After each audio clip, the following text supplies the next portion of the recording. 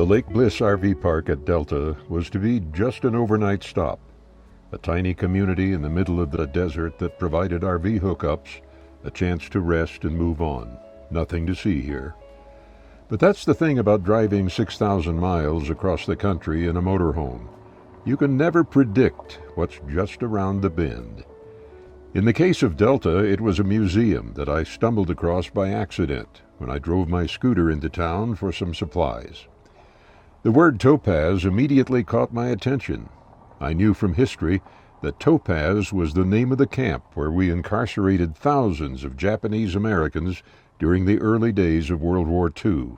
I had to stop in. The photographs, letters, relics, and memorabilia reinforced for me the tragedy of that internment, a blight on our nation's character, and a reminder of what can happen when policy is driven by racial prejudice, wartime hysteria, and politics. Karen Christensen was an excellent guide. Just the fact that they did this, that the country did this to them, After showing me actual movies taken by one of the men who had smuggled in an 8mm camera, she took me on a tour that showed how families learned to cope. A family of 8, for instance, living in only 2 rooms, a cot and table provided by the camp, but other furniture built by the prisoners from scraps of wood left from construction of the camp.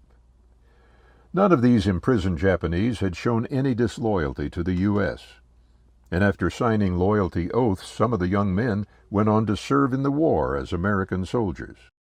Pearl Harbor understandably sent a surge of suspicion and anti-Japanese sentiment throughout the country. But this museum is a reminder that hysteria, fear, and bigotry that lack compassion and a basic respect for human dignity can never take us to a good place. Thanks for joining Groucho and me on this incredible journey around America. If you've enjoyed it, please share, and we'll see you next time around the bend.